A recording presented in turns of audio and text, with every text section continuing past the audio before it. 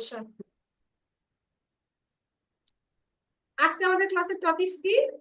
Appearance and effect. Effect নিয়ে কাজ করব। তো এফেক্টের নাম যেহেতু আমরা বলছি, তাহলে আমরা বুঝতে পারতেছি যে এফেক্ট নিয়ে আমাদের একটা কিন্তু মেনু বাড়ি আছে, তাই না? এফেক্ট নিয়ে মেনু বাড়ি আছে, এবং অ্যাপিয়ারেন্স যেহেতু কথাটা আসছে, তার মানে আমাদের অবশ্যই একটা প্যানেল আমরা পাবো অ্যাপিয়ারেন্স নিয়ে।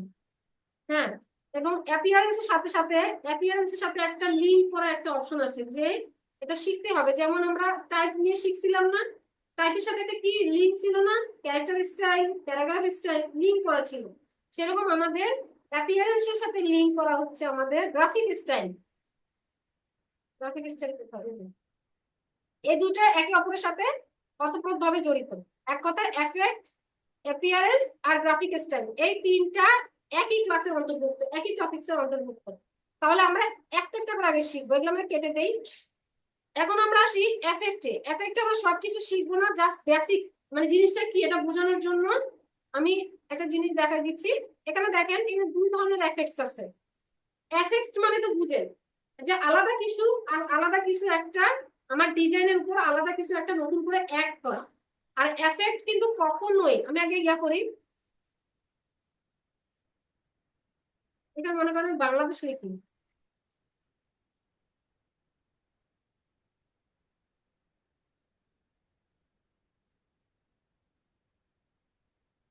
দেখেন আমি বাংলাদেশ লিখার পর আমি কালারটা একটু চেঞ্জ করে দিই, তাহলে দেখতে একটু সুন্দর হবে।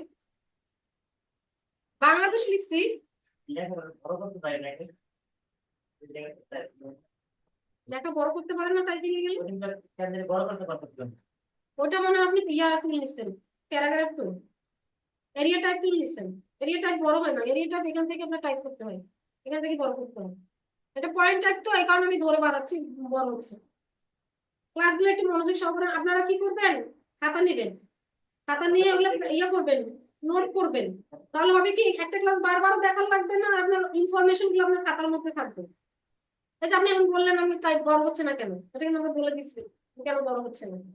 আচ্ছা দেখেন, এখানে হচ্ছে আমরা বাংলাদেশ নামে একটা হচ্ছে টেক্সট নিচ্ছি। এখন টেক্সট নেওয়ার পর আমরা আউটলাইন মোডে যাবো, যে এর পিছনে কি আছে এটা আমরা দেখবো।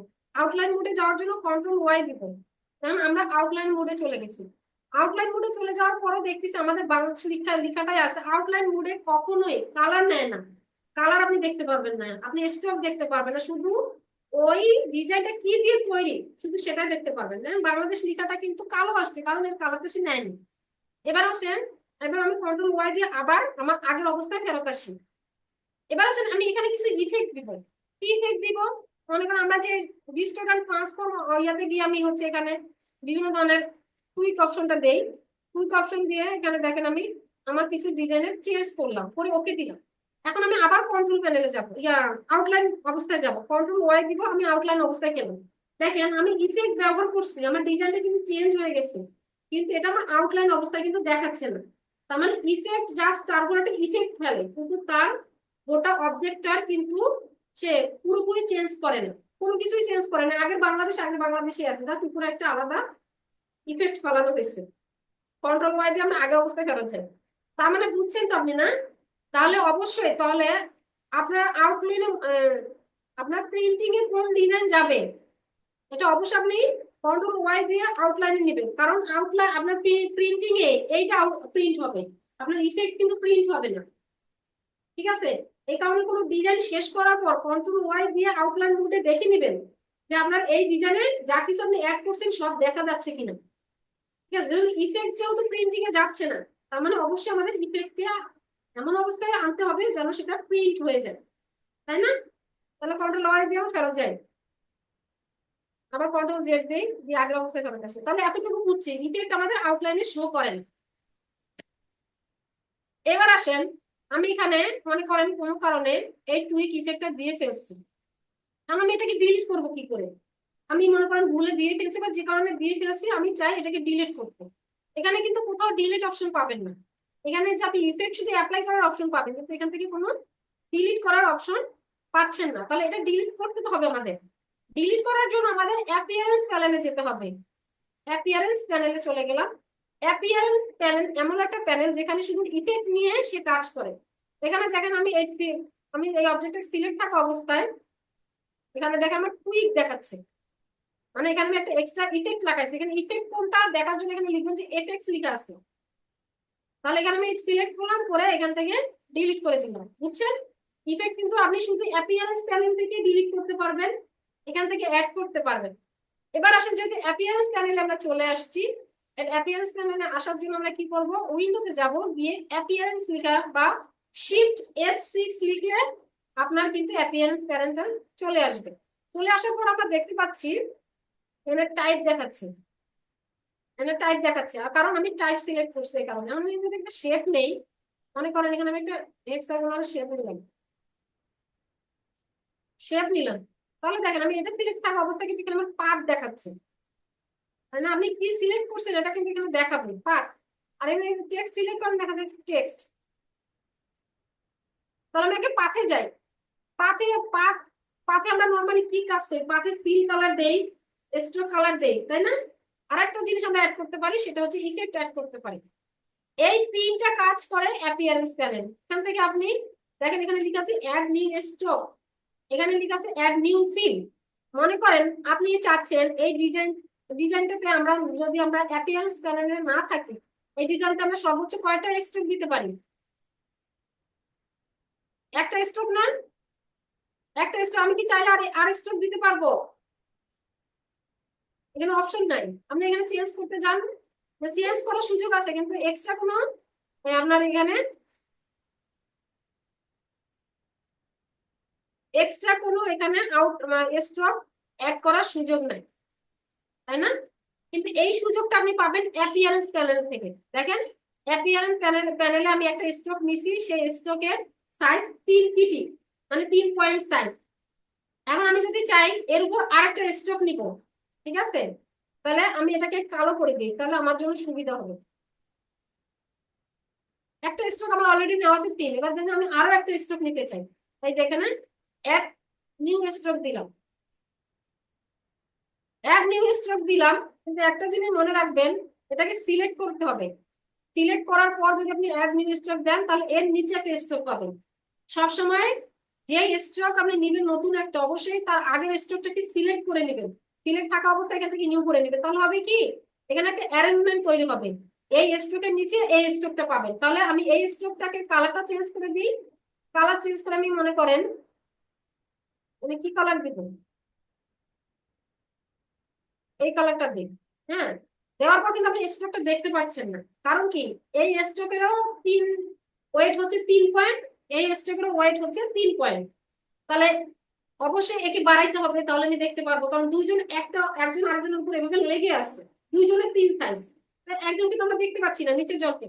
নিচের জনকে দেখার জন্য কি করতে হবে, এর স্ট্রোক সাইজটা একটু আমরা বাড়াই দিব। 5 দিতে পারেন না 10 দিতে পারেন, অবশ্যই এর থেকে বাড়াই দিতে হবে। দেখেন আমি যখন স্ট্রোক সাইজটা বাড়াইলাম, তখন কিন্তু আমার ডিজাইনের মধ্যে আলাদা একটা স্ট্রোক অ্যাড হয়ে গেছে, তাই না? আমার প্রথমে ছিল এই কালোটা, তারপর আসছে এটা। এখন আমি যদি এইটাকে সিলেক্ট থাকা অবস্থা আরেকটা স্ট্রোক নিই, দেখেন আমার আরেকটা স্ট্রোকে আমাকে অপশন দিয়েছে। তাহলে এখান থেকে আমি যদি ডাবল ক্লিক করে এখানে কালারটা চেঞ্জ করে, যদি আমি একটু কি কালার দিব, আমি কালারই খুঁজে পাচ্ছি না। হ্যাঁ, আমি রেড দিলাম, দেওয়ার পর এটাও 10 এটাও 10, তাহলে তো আমি দেখতে পারবো না। অবশ্যই এর থেকে এটাকে একটু বড় করে দিতে হবে। তাহলে এটাকে আমি 15 নিই, 15 16 যেভাবে নিতে পারেন। এখান থেকে আপনি কমায় নিতে পারেন এভাবে মাউস হুইল দিয়ে। দেখেন, সরি, এখানে আমি তো অবজেক্ট সিলেক্ট করে নিই, অবজেক্ট সিলেক্ট না করে আমি স্ট্রোক নিছি। আচ্ছা, আমি আবার ক্লিক করি, নেওয়ার পর এখানে রেড করে দিই, দেওয়ার পর এখানকার সাইজটা আমি 15 বা 16 করে দিই, 15 করে দিই। তাহলে আমার একটা, এটা কিন্তু মাউস হুইল দিয়ে আমি ইয়ে করতেছি, ঠিক আছে?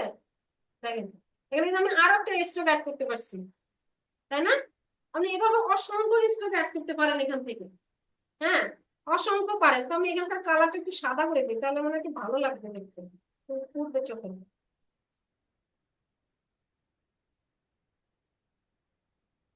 বুঝছি না? এভাবে কিন্তু আমরা একাধিক স্ট্রোক নিতে পারি। আবার এখান থেকে আমরা কিন্তু ফিলও নিতে পারি। মনে করেন আপনার কোনো কারণে ফিল, মনে করেন এই কালার দেওয়া আছে, আপনি চাইলে এখান থেকে চেঞ্জ করতে পারেন ফিল কালারটা, এখান থেকে ফিল কালারটা চেঞ্জ করে নিতে পারেন, বা এখান থেকে নিলেন, আমি এই কালার নিলাম ফিল কালার, কিন্তু আমাদের এখানে কিন্তু ফিলের ওইভাবে প্রভাব দেখা যায় না, কারণ ফিলের তো আর ইয়া নাই, সাইজ নেই, তাই না? স্ট্রোকের না সাইজ আছে, মানে আপনি ফিল অ্যাড করতে পারবেন, কিন্তু ফিলের যেহেতু সাইজ নাই, মানে স্ট্রোকের যদি সাইজ আছে আমরা 5-10 করে বাড়ি বাড়ি স্ট্রোকটাকে দেখতে পারতেছি, কিন্তু ফিলটাকে কিন্তু সেটা সম্ভব না। আমি ওই চাইলে ফিল অ্যাড করে নিলাম আরেকটা, কিন্তু পরবর্তী ফিল্ডে তার কালারটা ধরবে। এই কালারটা ধরতেছে না, কারণ কি বলেন তো? কারণ এই ফিলের নিচে এই ফিলটা আছে, এই আমার যে ফিলটা আছে এটা টিয়া কালার বলে, এই কালারের নিচে আমার রেডটা আছে। তো এটাকে দেখার জন্য কি করতে হবে, আমি উপরে নিয়ে যাব, তাহলে দেখেন আমার রেড হয়ে যাবে, কারণ এটা একটা অ্যালাইনমেন্টে আছে, তাই না? একজনের নিচে একজন আছে। আপনি হয়তো দেখবেন যে আপনি যদি চান এভাবে চেঞ্জ করতে পারেন, এতটুকু এখান থেকে আপনি একাধিক ফিল নিতে পারেন, এখান থেকে আবার ফিল কালার চেঞ্জ করতে পারেন, এই আর কি। ঠিক আছে না? আবার যদি চান এটাকে ধরে টেনে এনে নিচে এখানে এনে বসে দিন, হয়ে গেল। তাহলে আমরা এখান থেকে একাধিক ফিল, একাধিক স্ট্রোক অ্যাড করতে পারি। এখন আমি কোনো কারণে এই ফিলটা অ্যাড করে ফেলছি যেটা আমার প্রয়োজন নেই, এখন আমি এটা কি করবো, সিলেক্ট করবো, করে এখানে যে ডিলিট ডিলিট আছে বা এখানে হচ্ছে ট্র্যাশ ক্যান আছে সেখানে ডিলিট করে দিব, চলে গেল। আমি এইভাবে স্ট্রোক গুলো ডিলিট করতে পারি, সিলেক্ট করবো, ডিলিট করবো, চলে যাবে। ঠিক আছে না? তাহলে আমরা এখান থেকে আমরা একাধিক হচ্ছে স্ট্রোক অ্যাড করা শিখলাম, একাধিক হচ্ছে ফিল অ্যাড করা শিখলাম, এবং সেগুলোকে কিভাবে ডিলিট করা যায় সেটাও করা শিখলাম। এখান থেকে আপনি কালার কি করতে পারেন, চেঞ্জ করতে পারবেন, এখান থেকে আপনি এটার কালার চেঞ্জ করতে পারবেন। ঠিক আছে না? এবার আসেন এফেক্ট। এখানে যে আমাদের মেনু বারে যে এফেক্ট গুলো ছিল সেগুলো আমাদের এই এখানে সবগুলো দেখাচ্ছে, কিন্তু একটা একটা জিনিস লক্ষ্য করেন, এখানে ইলাস্ট্রেটর এফেক্ট দেখাচ্ছে, এখানে ফটোশপ এফেক্ট দেখাচ্ছে। আমরা জানি যে ইলাস্ট্রেটর হচ্ছে আমাদের ম্যাথমেটিক্যাল টার্ম নিয়ে কাজ করে, ম্যাথমেটিক্যাল ইকুয়েশন নিয়ে কাজ করে, এই কারণে আমাদের ডিজাইনটা কিন্তু ফেটে যায় না। আপনি ডিজাইনটাকে যতই বড় করেন ছোট করেন কিন্তু ডিজাইনটা ফেটে যায় না। কিন্তু আপনার যে ফটোশপ, ফটোশপে হচ্ছে ডিজাইনটা ফেটে যাওয়ার সম্ভাবনা আছে, কিন্তু ফটোশপ কাজ করে হচ্ছে পিক্সেল বেসিস, তাই না? তাহলে এই ইফেক্ট গুলা শুধু ফটোশপে সাপোর্ট করে এমনই, অর্থাৎ ইমেজ, যে আমরা জেপিজি ইমেজ আছে, পিএনজি ইমেজ আছে, বা যে কোনো ধরনের ইমেজ আছে, সেই ইমেজ গুলাতে এগুলো সাপোর্ট করে। এই ইফেক্ট গুলো আপনি ইমেজ গুলোতে দিতে পারবেন। আর এই ইফেক্ট গুলো আপনি ইলাস্ট্রেটরে যে আমরা ফাইল গুলো করতেছি, শেপ নিচ্ছি, বিভিন্ন ধরনের ডিজাইন করতেছি, এগুলো হচ্ছে এই ধরনের এখানে কাজ করবে। আমরা ওয়ার্ক নিয়ে অলরেডি কথা বলছি, ওয়ার্ক আমাদের ডিস্টরশন এন্ড যে ট্রান্সফর্ম অবস্থায় আমরা ক্লাস করছিলাম টেক্সটের, সেখানে আমরা এগুলো নিয়ে কাজ করছি। আমরা কিন্তু একই সাথে শুধু টেক্সট না, একই সাথে শেপেরও ডিস্টর্ট করতে পারি। আমি চাই এটাকে মনে করেন, আমি একটু আগে জুম আউট করে নিই, তাহলে আপনাদের দেখতে সুবিধা হবে।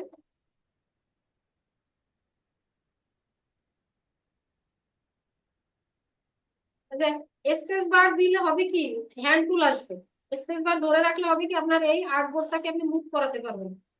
ঠিক আছে?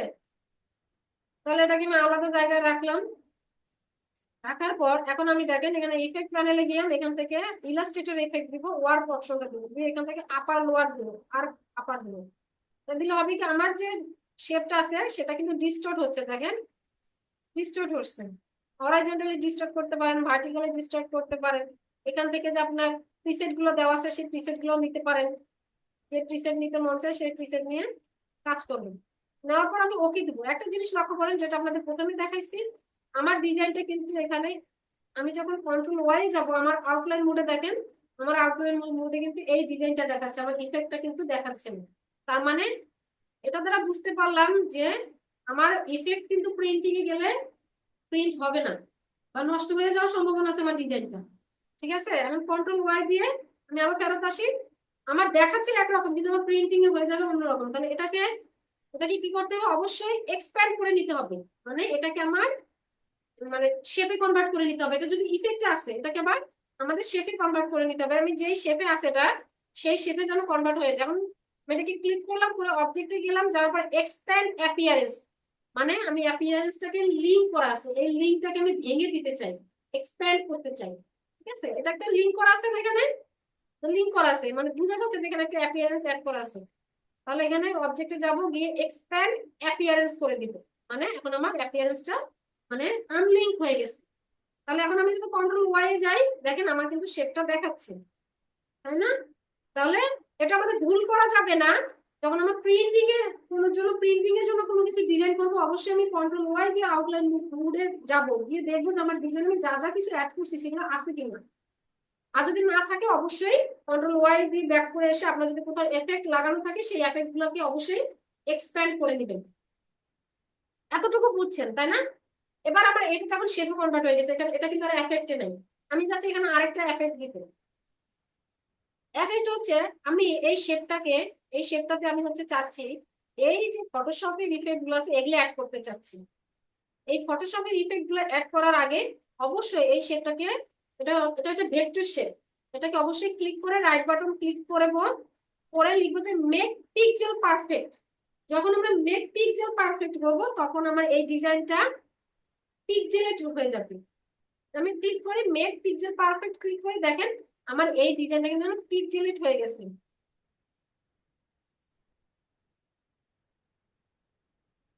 আপনি হয়তো দেখতে পাচ্ছেন না, কিন্তু দেখেন এখানে দেখা যাচ্ছে কিন্তু শার্প লাইন দেখা যাচ্ছে, দেখেন দূর থেকে দেখতে পাচ্ছেন কিনা। কারণ এটা তো হচ্ছে ইলাস্ট্রেটর, তো হচ্ছে এটা ইলাস্ট্রেটর ক্যানভাস, তো এখানে আপনার দেখেন আমি ইফেক্ট দেওয়ার সাথে সাথে আমার পিসিটা একটু ইয়ে হয়ে গেছে, স্লো হয়ে গেছে। তো আমি পিক্সেল পারফেক্ট করে নিলাম, নেওয়ার পর আমি অ্যাপিয়ারেন্সে যাব, গিয়ে আমি এখানে ইফেক্টে যাব, গিয়ে আমি এখন কিন্তু এগুলা অ্যাড করতে পারবো। যা যা ফটোশপের ইফেক্ট গুলো আমি এগুলাকে ব্যবহার করতে পারবো। তাহলে এখান থেকে আপনি যদি চান ব্রাশ স্ট্রোকের কিছু ইফেক্ট দিতে, আমি স্প্যাটার দেখি স্প্যাটারের কি অবস্থা। এই যেখানে দেখাচ্ছে স্প্যাটার, আমার ওই প্যানেলে চলে গেছে, তো এই কারণে এই অবস্থা দেখাচ্ছে, সব হয়ে গেছে, আচ্ছা সমস্যা নেই।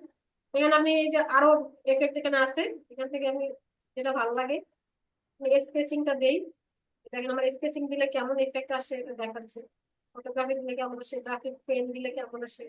এখানে এফেক্ট বিভিন্ন ধরনের এফেক্ট আছে, চারকোল আছে।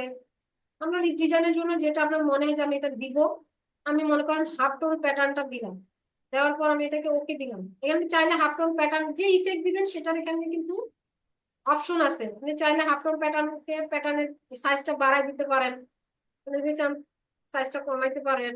আপনি যদি চান কন্ট্রাস্ট, যে কন্ট্রাস্ট আছে সেই কন্ট্রাস্টটা একটু বাড়াই দিতে চাইলেন, আপনি যদি যদি চান কমাইতে সেটাও পারবেন। এখানে প্যাটার্নের টাইপটা আছে, দেখেন আপনি এখানে আমি সার্কেল প্যাটার্ন ডট প্যাটার্ন নিছি না, আমি চাইলে এখানে লাইন নিতে পারেন, যে লাইন দেখাচ্ছে লাইন হাফ টোন।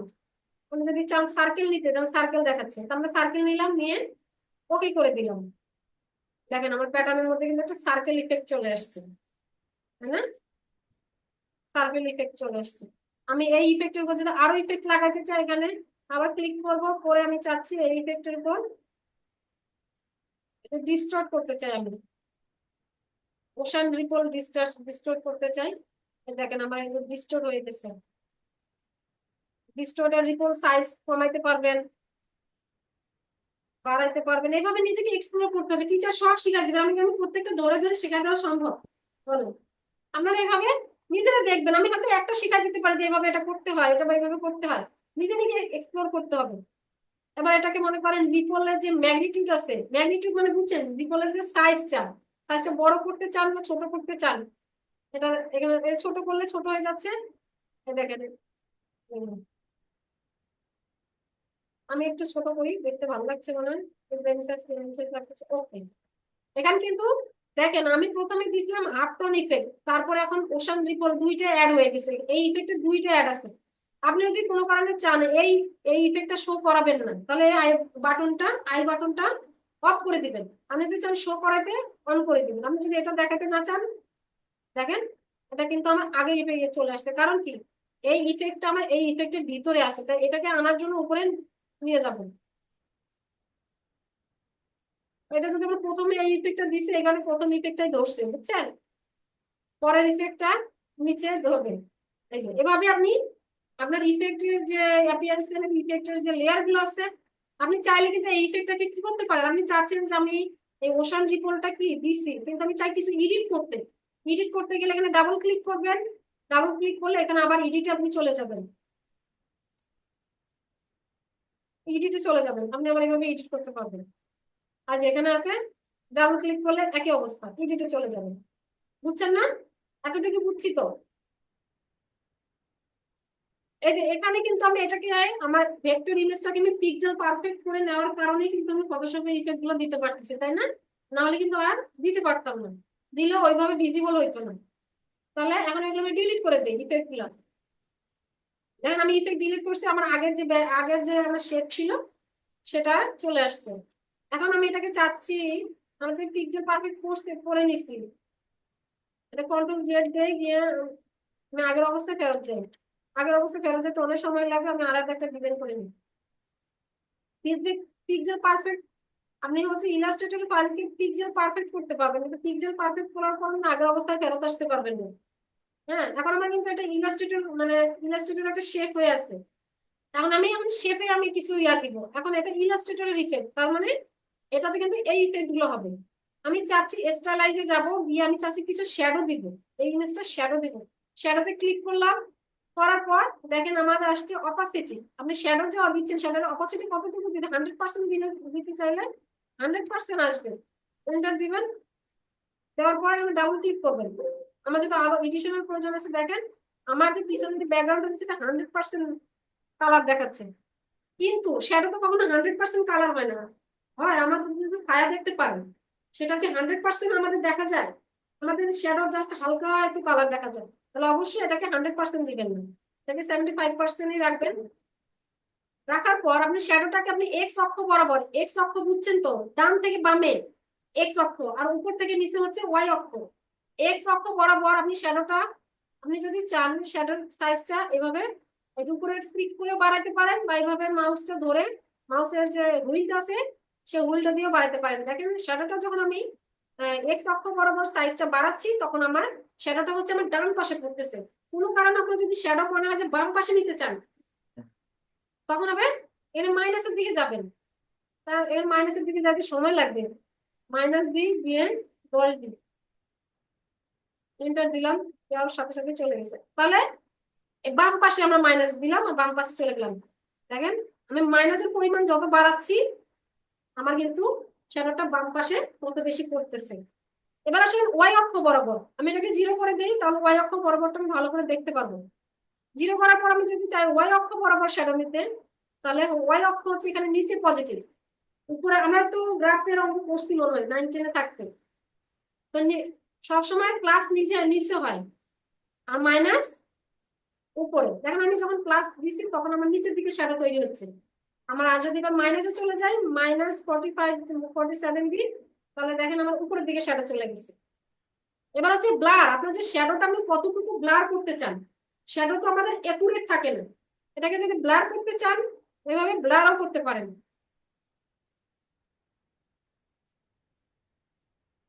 এখান থেকে আপনি কালার চেঞ্জ করতে পারেন, শ্যাডোর কালার 100% তখন কালো হয় না, একটু ইয়া কালার হয়, এরকম শ্যাডো হয়। আর আপনি যদি চান ডার্কনেস, একদম 100% ডার্কনেস চান, এখানে 100% ডার্কনেসে ক্লিক করবেন, করে চলে আসবে।